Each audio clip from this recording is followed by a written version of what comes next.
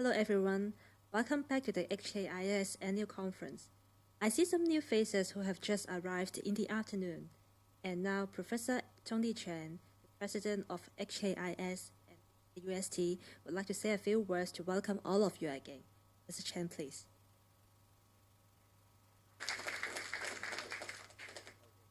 Very briefly, a very intimate audience. Welcome to this afternoon session. I think you're in for a treat. The theme is fundamental physics. So we have three topics, astronomy, neutrino, and particle physics. And those are really fundamental at the frontiers of science, I would say, not just physics. And with us today are three speakers that are really world leaders in terms of their science. And this would be a rare occasion, a real treat from anywhere in the world, that you will get these three people with the caliber they have to get together in one place to speak on the topic. And then just quickly, after that, I think we take a short break, and then we have a panel discussion with Fanny Law, from the Hong Kong, chairwoman of the Hong Kong Science and Technology Park, and also David Foster from Culture Foundation, who is a partial sponsor of this meeting. They fund basic science in Hong Kong. So I'm supposed to introduce our first speaker, right? Dr. Fred Low, sitting here. Fred and I have known each other for a long time. So let's see, he's from Hong Kong. By the way, all three speakers happen to be from Hong Kong. Okay, so it just so happened. That's not the reason why they were invited. Okay, they were invited because of what they do. Okay, but he's for those of you who know, 華人仔, you know, 講話. So then he went to MIT for both the bachelor degree and PhD in physics. And he now is an astronomer. That's an interesting story. And then I forgot the detail, but next thing I know, he became a professor at Caltech. Yeah, I went to Caltech as an undergrad, but we did not overlap. And at that time, Caltech had two professors who were Chinese, who were ethnic Chinese. So, you know, when they Caltech hired a new professor who was ethnic Chinese, it happened to be from Hong Kong. Even I had left, we all know, who is this guy, you know? So, of course, then after that, we got to know each other. Then, if I remember, after that, you went to UIUC, Illinois. I visited you there. Then you were chairman of the astronomy department. And then, of course, I'm not an astronomer, so, you know, it's just chance meetings. And then years later, in 2006, I remember, we reconnected, and then we were working together. Because I went to NSF. You'll hear NSF mentioned, hopefully, you'll mention NSF. Let's talk. As the head of mathematical and physical sciences, in which astronomy is a part. And I discover that there is this thing called the National Radio Astronomy Observatory. I never heard of it, okay? And it's mainly funded by NSF, okay? And they're doing exciting stuff that I never heard of, you know, like building the world's largest telescopes down in South America, in Chile, at 16,000 feet high in the desert. And they can look at all kinds of stuff. And I remember the first trip, you know, we went down to this place, and I'd never been to South America. And you go up to this high desert, and you look at the sky, you look at these telescopes. Well, at that point, it was just drawing, you know, at that point. And I describe it as a religious experience, okay? And I was converted, okay, to be an amateur astronomer. And I hope I play a small part in helping Alma. You'll hear about this. So, Fred, you stepped down as the director 2-3 years ago? Yeah, so he's director Emeritus, Alma. So he has more time for research and more time to come back to his native home, to give a talk to some of our young people. He will talk about Alma, if I understand, yeah, but more generally about astronomy, fundamental science. I mean, one more thing I want to mention. The little I know, one of the privileges of serving at NSF in my position is to learn actually about other sciences. So listen to some of the young people. Don't limit yourself to just what you do. What I found is, you know, from particle physics to astronomy. You know, you talk at the smallest thing and you look at the largest thing, basically. And somehow they are now connected. To me, they're just fascinating, okay? I can't explain to you, okay? But they are all sort of related together. And so in some way, you know, this telescope are helping people, human, to understand the smallest thing. And the smallest thing can also help you understand the biggest thing. To me, just amazing that humans have the ingenuity to be able to do that. I mean, that's just amazing. Okay, Brad, please, let's give him a big hand.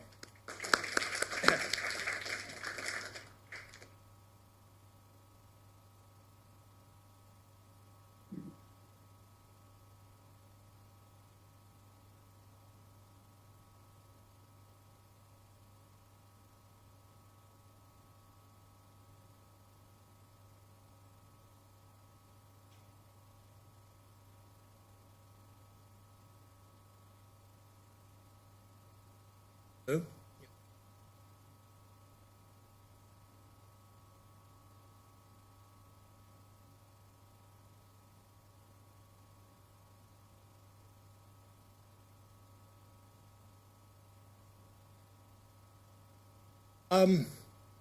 This afternoon, I'd like to tell you a little bit about radio astronomy,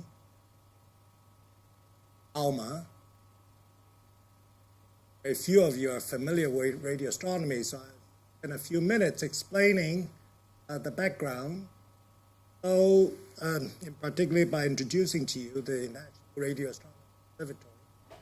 So the NRA operates 4 facilities.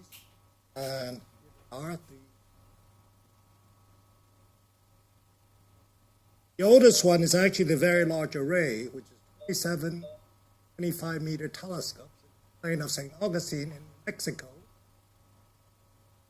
In the movie Contact, this is Contact movie. The next facility, so that was finished in 1980. But 10 years later, there's this very long baseline array, which is 10 25-meter telescopes spreading from Hawaii to the Virgin Islands. That forms a telescope the equivalent size of 5,000 miles, hiding the resolution. And roughly 10 years later, there's a GBT, unusual off-axis telescope, with a football field on top. They're across diameter. And this is the Alma, which is basically just finished this year, formally. And so, and it complements, of course, observation other wavelengths, optical, infrared, gamma ray, UV, cosmic ray, neutrinos, and perhaps gravitational wave. So just to give you a sense why radio astronomy, here's a picture of the optical of 3 galaxies, showing mainly starlight. On the right, on the same scale, it's a 21 centimeter map with the VLA, basically showing you the atomic hydrogen system, optical. So that shows that actually the 3 galaxies are actually gravitationally interacting because you get all the tails of hydrogen spread out throughout the space and so on. So that's ample what you learn by looking at radio wavelength. And just to give you a summary of the various discoveries using radio techniques over the years, I made a list here. Well, of course, radio galaxies and quasars led to the identification of the supermassive black holes in centers of galaxies, presence of atomic and molecular gas clouds in stellar space, important because that's where stars are formed, and planets, stars. And the microwave, cosmic microwave background radiation was discovered in 1907. Represents a remnant heat of the Big Bang. Pulsars covered roughly the same time, and of course, it indicates the presence of a neutron star object.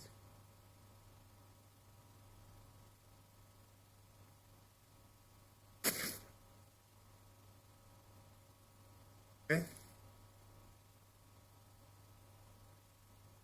And along with the discovery of molecular clouds, and there's a new field called astrochemistry. Basically, you do microwave spectroscopy from space, and one of the holy grail in the field to try to identify amino acids in space outside the solar system. You know, we do know that amino acids exist in the solar system outside of Earth, because on meteorites you find amino acids actually found on Earth. So the key question is, does it exist outside of solar system? Now, pulsars, turns out some of them are called millisecond pulsars, which have very precise clocks. And you find a pulsar in orbit with another star. By timing the pulsar arrival time, you can determine the orbits of the binary system very precisely. And Joe Taylor at Princeton monitored this binary pulsar system and determined that the orbit of the binary system was decaying with time, consistent with energy lost by gravitational radiation. And his graduate student, Robert Hulse, received a Nobel Prize in 1993. And you may have heard nowadays exoplanets are a very hot field. And in fact, the first exoplanets were discovered around a pulsar, also by timing pulsars. And the last one I need to mention, because Henry's here, is that the recent report of measuring the BMO polarization. I think the question mark is because really it were due to, not due to the foreground, and really is a very strong support for the inflation for the universe. Unfortunately, still not clear. Evidence shows that in fact what's detected is really perhaps an imperfect subtraction of foreground. Anyway, I hope that gives you a sense of what sort of science is being done. And the others I don't have to talk type. Now let me enter the main talk, which is Alma, Astronomy in Hong Kong. So let me first say a few words. Astronomy and technology. Astronomy has made remarkable progress in the last few decades, mainly because of development of new technology. Vectors, spectrometers, and so on. Computing and so on. And astronomers have always very ambitious, crazy dreams, always want to do the impossible, and drive the development of technology in various areas so we can make these observations we like to do. And for example, in the CMB, 20 years ago, it seemed inconceivable you can measure the details of the microwave background the way that astronomers do today. Now, the public, as you hope, I hope that you share that great interest in astronomy, because I think we're all curious about the universe that we live in. And it's also a great way to stimulate young people's interest in mathematics and so on, STEM, the favorite place in class. So I'll try to illustrate some of these points in my talk today. So I'll tell you what's Alma, and mention a few technical challenges, explain a little bit what is and why submillimeter astronomy, which is what Alma is built for, answer some of the outstanding questions in astronomy, and of course the current status and some early science results. In fact, I'll show you a picture that we reached just Thursday. Very, very exciting. A few words about astronomy in East Asia, in particular in Japan, Taiwan, mainland China, and South Korea, very rapidly in the last 5 to 10 years. A few words about how Hong Kong can participate. So this is Alma, Atacama Large Millimeter Submillimeter Array, an array of, in the end, 66 telescopes, submillimeter telescopes on this high plateau in northern Chile, foothills of the Andes, altitude of 16,000 feet, 5,000 meters. The reason you build such an array at such a high and dry site is because of the atmosphere absorbs partially submillimeter wave, and this just shows you the transmission curve. And so the Here's transparent is at 1, and you can see it's really most of the band from 3 millimeters to 300 micron. It's actually opaque in some places, and that's due to absorption of oxygen, water mainly, and some CO2. These numbers represent the 10 frequency bands that Alma works at. Basically, is where the atmosphere is partially transparent. And the scale height of water is about 3 kilometers. That's why you want to go to high site. 5,000 meters, you're above most of the water, but not all of it, and it's rather dependent. Here's a specification of Alma. 50 12-meter telescopes, plus a so-called compact array, which is 12 7-meter, and another 4 12 meters. This is for technical reasons I don't have time to go into. Total 66 telescopes, collecting area slightly more than 7,000 square meter. And you can move these antennas at different configurations. Mainly then, by moving the larger separations, you have high resolution. So at the highest frequency, you can go down to 5 milliarc second, 10 times more resolution than the Hubble Space Telescope. So the frequency is from 30 to 900 gigahertz. Wavelengths are 1 centimeter to millimeter. And the receivers are based on superconducting detectors, basically Josephson junctions, and they work at close to the quantum limit. The correlator, which is an essential part of the array, which is to compare the signals, I'll explain why. And the bandwidth is 16 gigahertz, 5,000 channels. These channels are do spectroscopy. Site I mentioned is at 5,000 meters. Give you a sense of data rate is 6 megabytes per second on average. I mentioned the resolution will be 10 times better than Hubble, and the sensitivity, depending on the wavelength, is 10 to 100 times than what's available before Alma. How does Alma image a source? You have this array of telescopes. How do you turn this array to make it into a picture? Basically, what you do is you sample the wavefront from the source. Each pair of the antenna measures the correlation function of the E field at the point where the telescope sends the wavefront. And so you do that for all pairs. And so you measure the correlation function across the wavefront. And then once you collect that, then this theorem in optics tells you that the Fourier transform of the correlation of the E fields across the wavefront gives you the image. Basic principle, how do you make images with an interferometer array like Alma?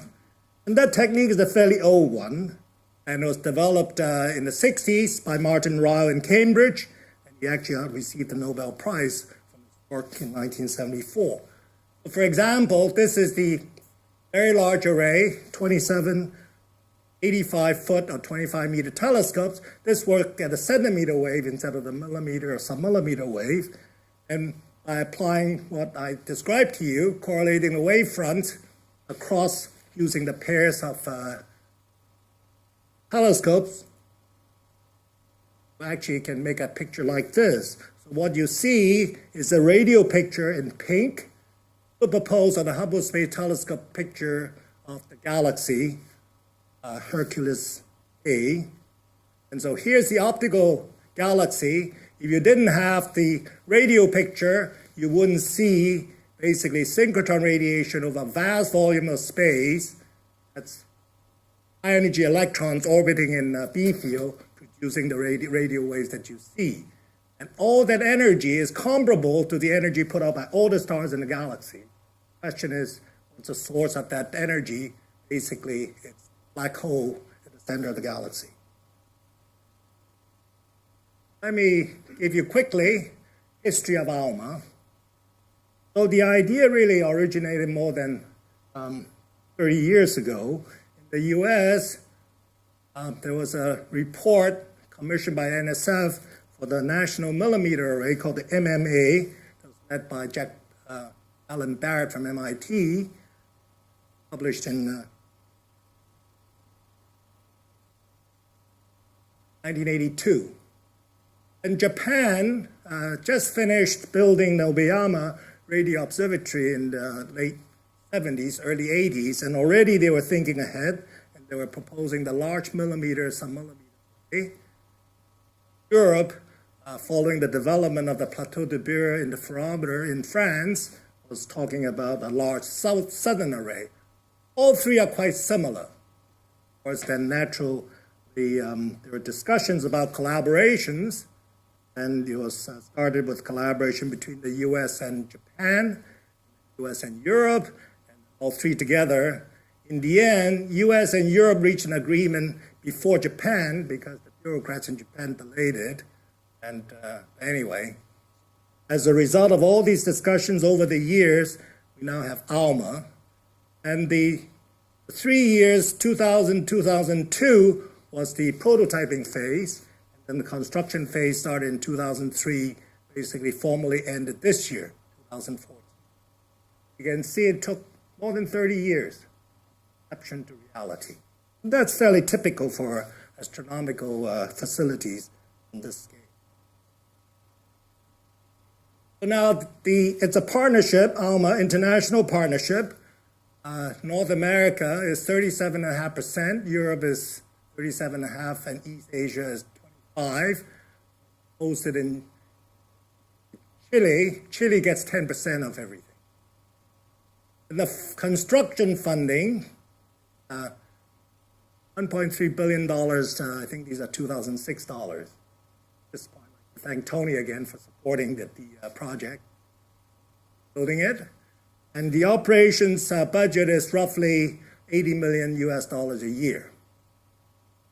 The North America, of course, led by US, funded by National Science Foundation mainly, about $500 million. Collaboration with Canada through the National Research Council, National Science Council of Taiwan. Europe is funded through ESO, which is an organization with 15 member states. And then in East Asia is mainly Japan, so there's NINS in Japan, and in collaboration with Academia Sinica in Taipei. Where is Alma? This is a picture from the Hubble Space Telescope, its favorite. Hubble Space Shuttle. This is the west coast of Chile. This is where the very large telescope of ESO near the coast, further inland, higher up, is where the Alma site is. This is a map showing that, in fact, typically you fly to Santiago's way in the bottom floor, fly to Calama, drive to San Pedro, which is roughly an hour's drive. Flight is slightly out of town of San Pedro. If you're on this road looking this way, see the Atacama Desert, Andes, that's the oasis, that's the San Pedro de Atacama. It's a very popular tourist place. And then distance here, the white patch, operation support facilities, 2,900 meters. A closer picture. This is where the telescopes are put together, serviced, and this is where the control building is. 40 kilometers of road that goes to the site where the telescopes are.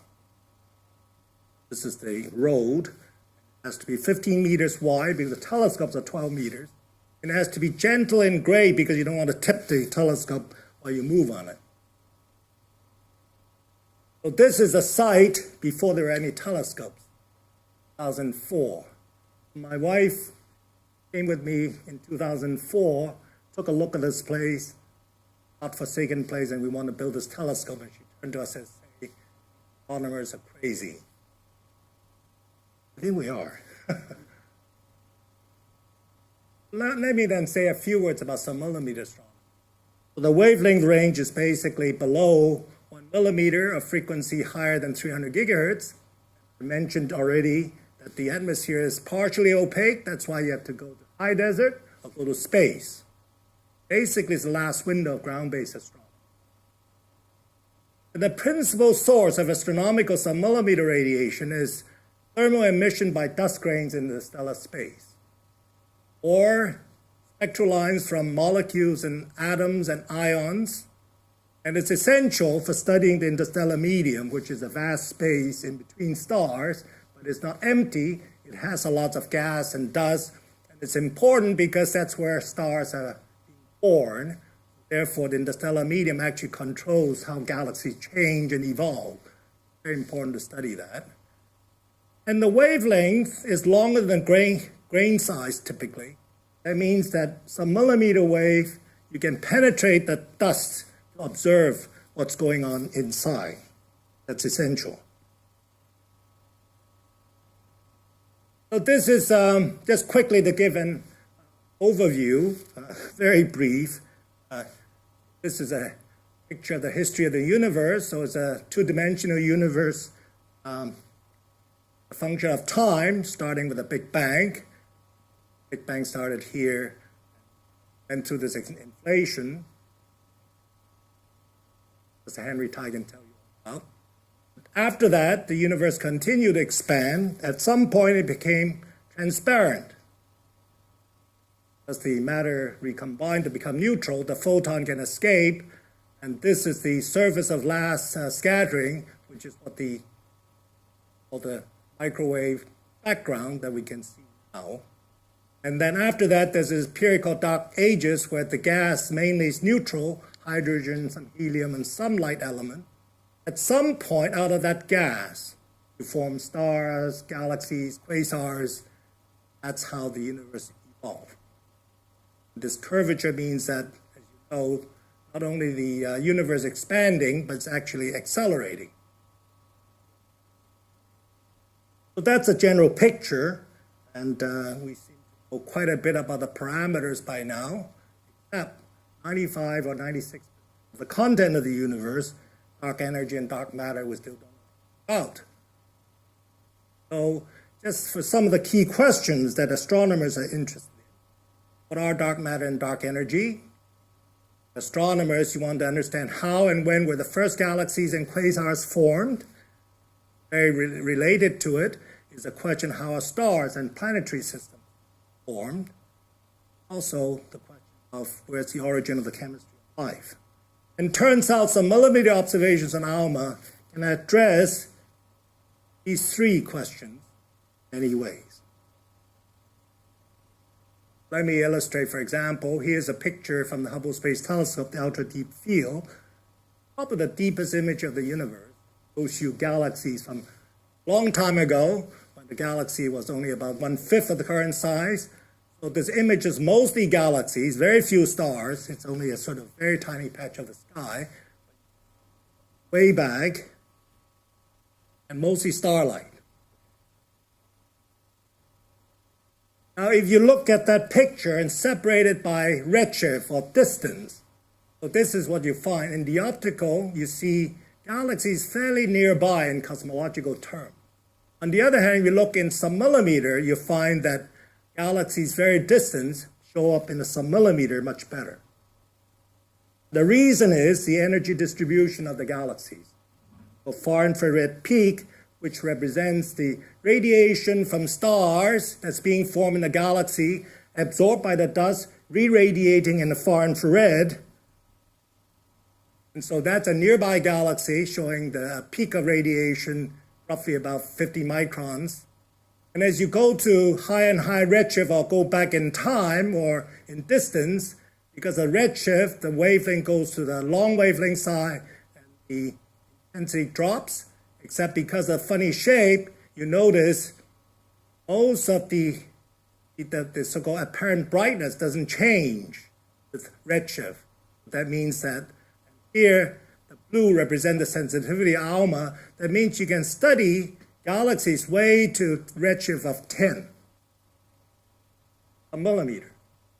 This is quite remarkable. The accident of essentially nature allows us to make images of the dust and the gas of the galaxies way at the early part of when they were being formed.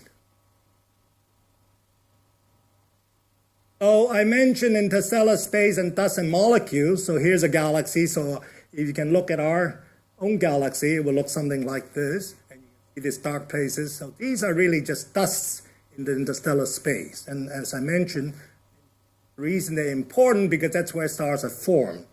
For example, this picture is an optical picture of Orion Nebula, showing the emission lines and the reflected light and so on. You go to the infrared, which, because of longer wavelength, you can penetrate the dust, and you can actually see the stars as embedded in the dust. And in fact, in some cases, you can see young stars with this oval black spotches, but they're not actually the dust disk around these young stars. So you can imagine then, before the planets in our solar system form, the early solar system would be like this, a young star with a disk of dust around it. And out of this dust, planets are formed. And so you see many examples like this, Hubble Space Telescope. But the optical infrared observation can only tell you, in cases like this, there's dust, but you can't really do much about studying the mass, the temperature, and density of the dust disk, which you can with Alma. For example, that here's a dust, and here's a simulation of what you might see with Alma. And you can see that there's a planet that's just been formed, and the planet clears out this part of the disk and also heats up the part of the disk right next to it. That's how simulations, what we expect. I mentioned chemistry, interstellar chemistry, and as I mentioned, that if you do spectroscopy of radiation from interstellar space, and for example, at this 650 gigahertz spectrum, this you see all the lines and the HCO plus CS, SO and SIO and so on, just to give you an example of what you see. And in fact, now we know more than 140 molecules in space, and some of them quite complicated. And as I mentioned, the holy grail, for some of us anyway, is to identify amino acids. Glycine, for example, that the astrochemists are searching for. So now turn back to the practical side of the technical challenges Alma. First of all, there were many years, I remember, worrying about how to build 12-meter telescopes that's precise enough you can make observations at the sub-millimeter wavelength. So for example, you need the surface accuracy to be 1/20th of the wavelength, about 15 micron. You need to point the telescope very accurately, 10⁻⁵ radian. And then you have to maintain the accuracy day and night, and up to high winds, sun, and so on. It has to be transportable and earthquake-proof. Chile is a very active region. And I also mentioned sub-millimeter receivers. You need to build a large number of quantum detectors, and they perform a near quantum limit. And fabrication hundreds of SIS receivers really is quite a challenge. And because they're superconducting, they operate at 4 Kelvin.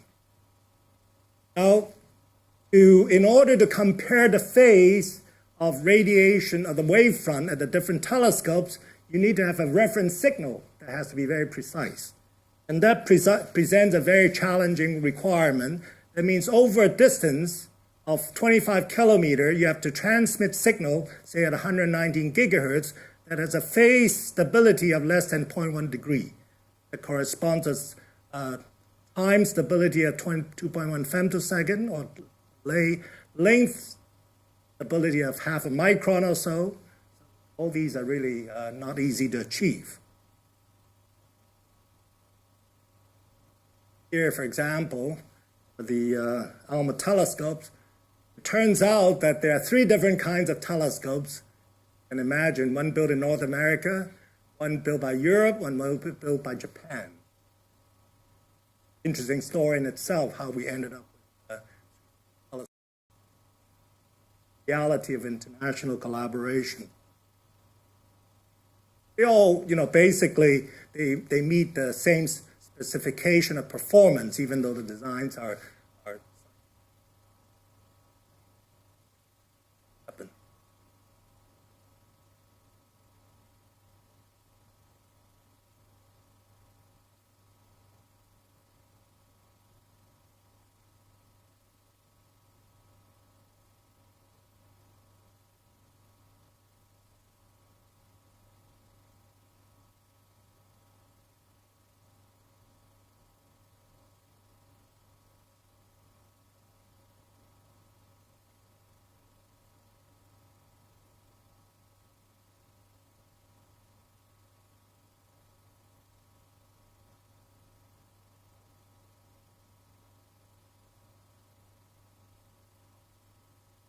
So this shows one of the receivers, and that has 10 bands of 8.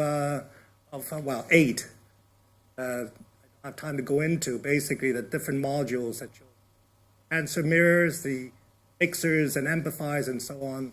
All this operates at 4 Kelvin. Go down. The key part of an interferometer is, of course, the correlator, where you do the 2-point correlation of all the signals from the antenna pairs. They're basically special purpose high-speed supercomputers. For example, this correlator has a 17 tera operations per second. So the groundbreaking for the Operations Support Center was in 2003. That's what it basically looks like years ago. So here's a technical building, and this is where the telescopes are being outfitted and maintained. These are actually where the temporary places where the telescope are assembled. And these are the camps of the workers. Those are pictures of the transport of the telescopes today. This is the, I have to place the antennas about 7 tons on a very precise pads. The tolerances of tens of millimeters. This is a picture of all the telescopes being assembled. This is a while back, of course. At the high site, the most important building is the correlator building. Signals are all brought into this building where the correlator sits, and that correlates a 2-point correlation from image. The construction cables and so on. The astronomy is only electronics, but also a lot of civil work in this case. A few years ago, at that time there are 15 telescopes on site, and you can sort of transporter moving the telescope from the OSF site. Like I said, the telescope are moved on these transporters. There are 2 of them. Because we also have to move the antennas from a compact to extended configuration, that's how you do it, transport. Recent picture, ancient earthquake proof. Because from the site, you can actually see the Alaska, which is an active volcano that acts up once in a while. Fauna, flora. So in March of last year, there was the Alma inauguration, basically to celebrate the transition from construction to operational observatory. Luminaries from all the member states, in particular, President Chile was there, and the SF director came to visit. This I like to show you, actually.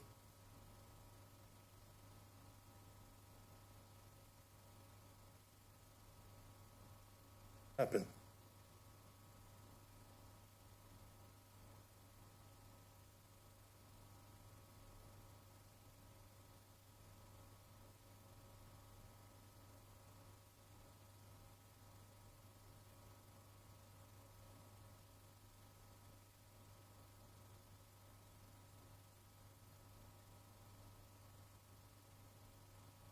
I'm going to show you a video of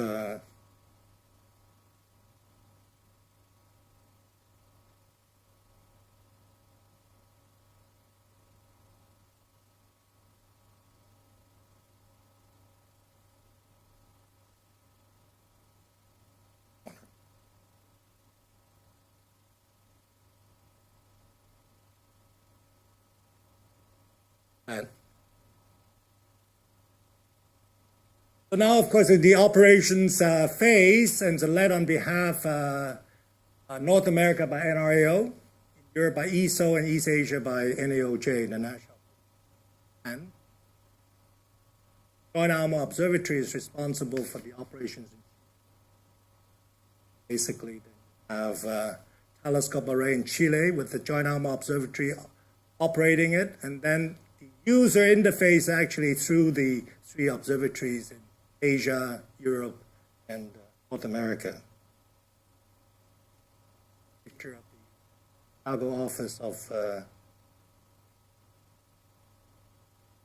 Let me quickly show you some recent results. So this one is basically showing images of the dust continuum from these bright millimeter sources. You can see they're also ring-like.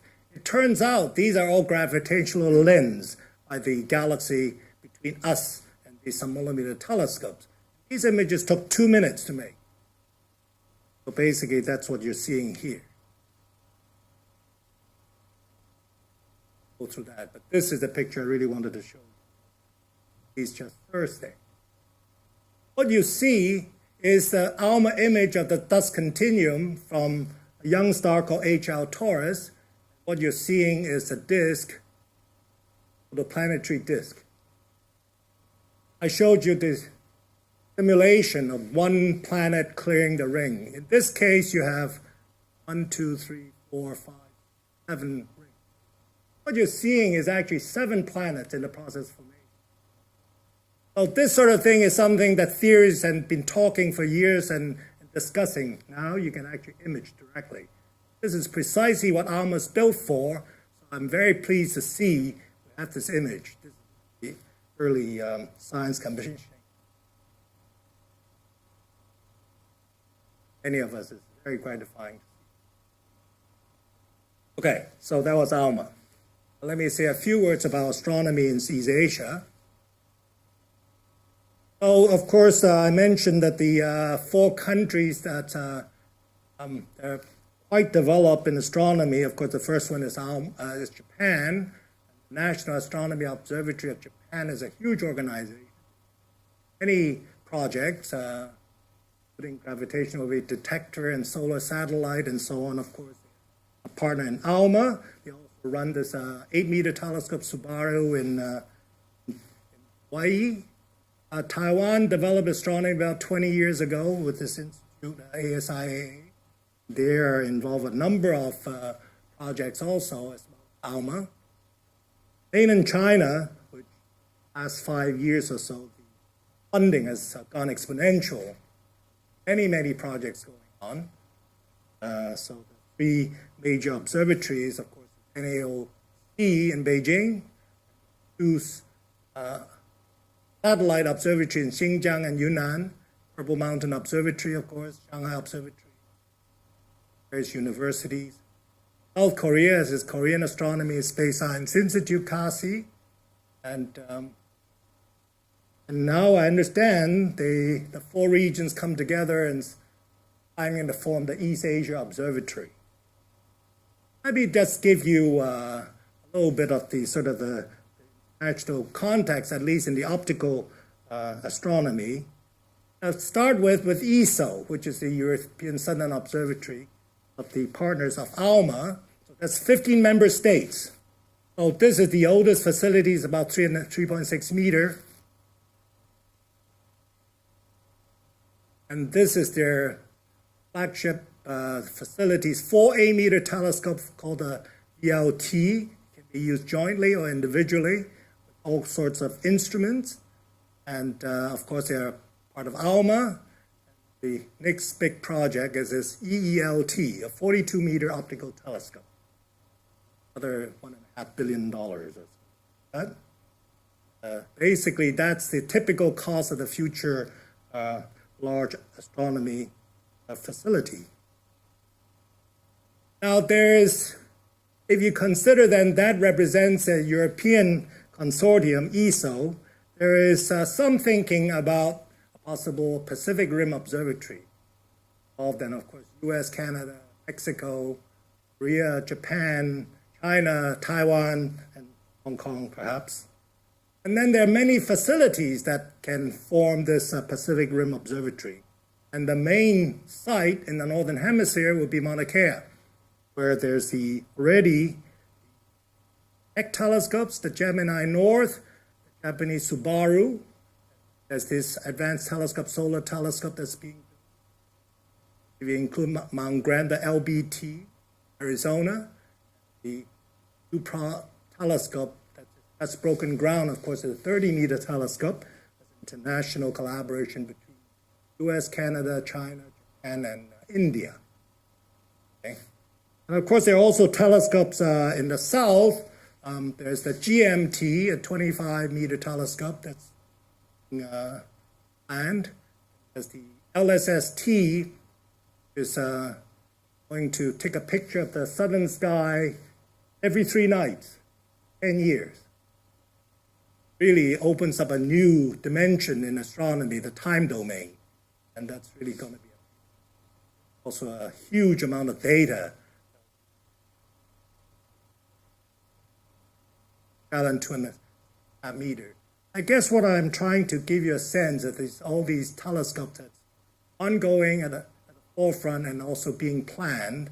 I think there's a great opportunity for international collaboration, jointly build and operate these telescopes along the same line as ESO. Not exactly the same, but similar.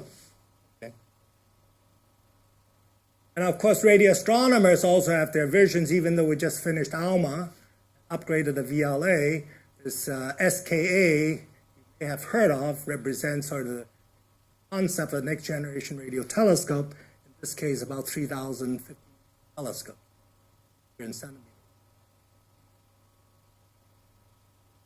So I hope I have given you a sense that astronomy is a very vibrant field, as fast appeal to the public. I think very importantly helps to attract the young to science. Also, I hope I have illustrated the broad range of high technology and industrial engagement in modern astronomy, large-scale astronomy. I should mention that astronomy training is actually very broad. You have to learn all kinds of things on physics, chemistry, and electronics, and computing, and so on and so forth. Like, I was department chairman anyway. I always tried to convince people, don't have to major in astronomy, just astronomy. You can astronomy do all kinds of things. So Hong Kong U and Chinese U now have radio astronomers on the physics faculty. This is Sun Kwok, the Dean of Science at Hong Kong U, Red radio astronomer. Jeremy Lim. We have problems with this.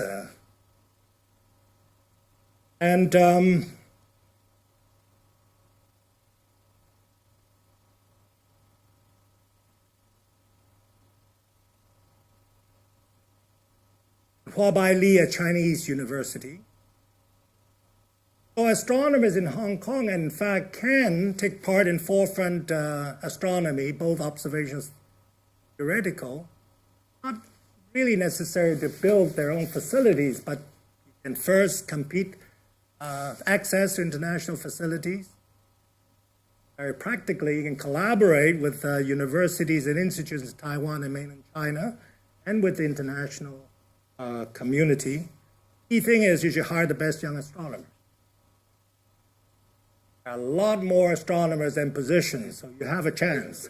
Okay, so I think already, for example, Jeremy Lim, Huabai Li, I think are doing very forefront work by working with colleagues and so on abroad and have access. And Professor Sun Kwok's active too. So anyway, I just want to leave you with this picture, a beautiful picture of Alma under the Milky Way. Thank you.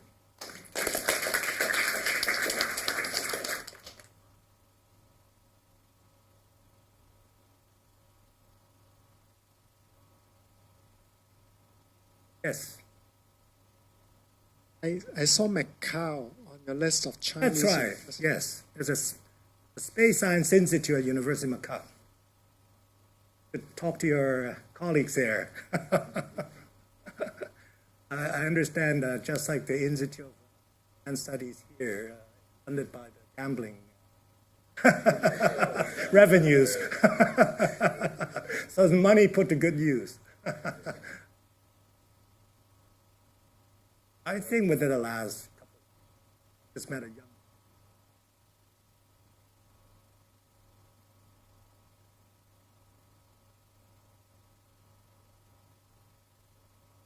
Hi, over here. Yes, yes. I see that a lot of money has been put into building these sites. So is there anything in place to secure the safety of these big instruments? Because if people attack or bomb you, then it's all two ways, right? Yes. Typically are. Thank goodness. The remote. Not easy to get. Although, I mean, Alma, for example, visitor center, fact. Yes, there is some.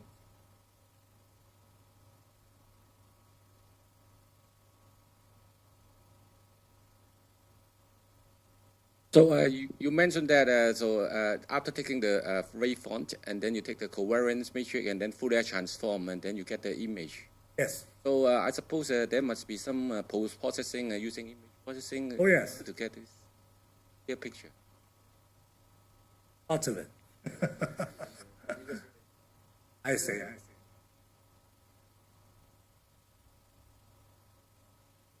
Yeah, I know your talk is about Alma, but you did mention at the beginning GBT also, and you left out Arecibo as part of NRAO, isn't? Arecibo is not part of NRAO. It's not. Thank Oh, goodness. okay. I thought it was. But in any case, my question was, what about single dish radio astronomy? Are there any plans for what's next after that? Currently, the current thinking is that her approach for many things is phased. Although China is building a number of large telescopes in particular, building fast, 500-meter aperture telescope in Guizhou, just like Arecibo, but twice as big. Finished in 2016. They finished, that would be the largest collecting area and the powerful telescope. Also astronomy.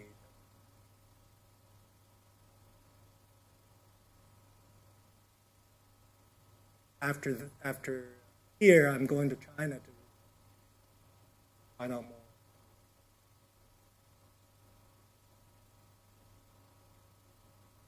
Dish have its, I guess generally speaking, single dish are good for surveys, large areas of the sky. Arrays are good for pinpointing great detail objects.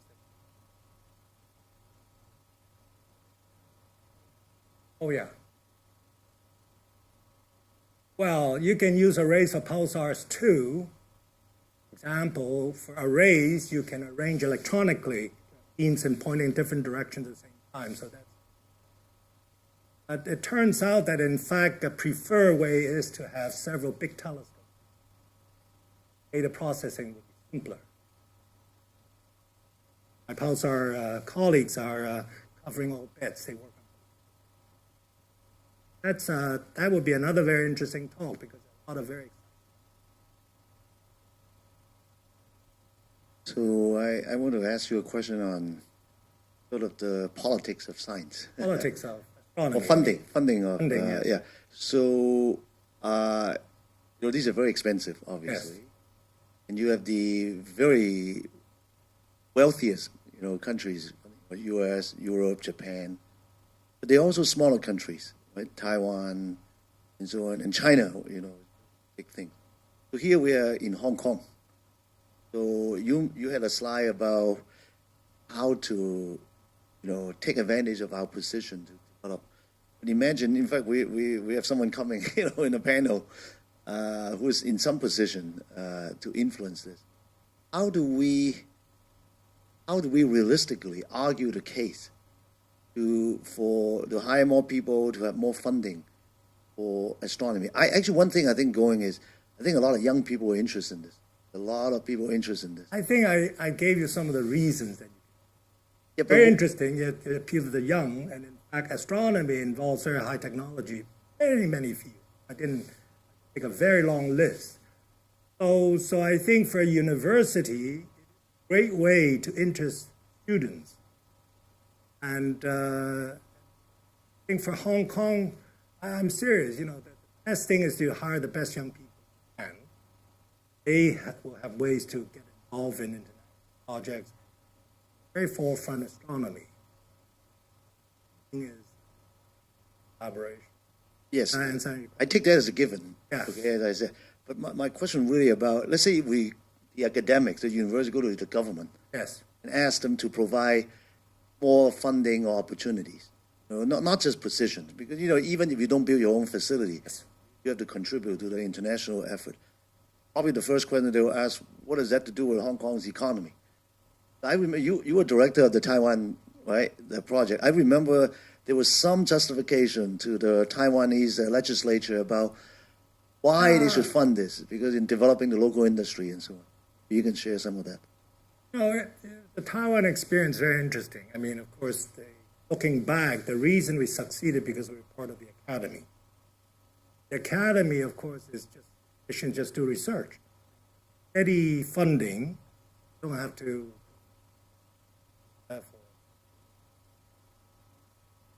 And if we have to develop at the university, it would be harder.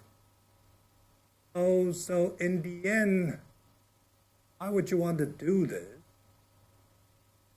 Why would you? Higher education.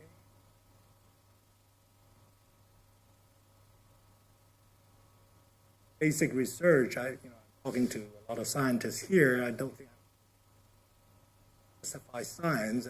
People know, we live in the internet world, the computer age and so on, all that because of 19th century philosophy.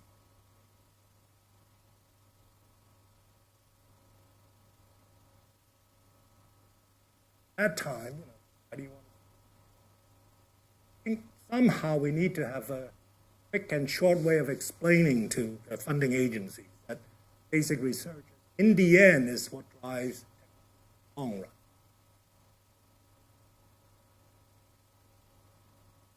I want to argue from that point of view.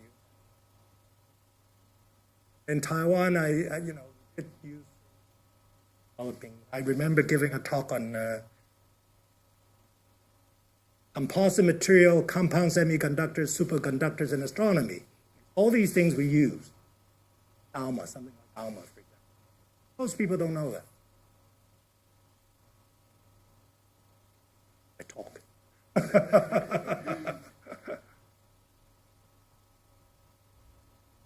Thank you.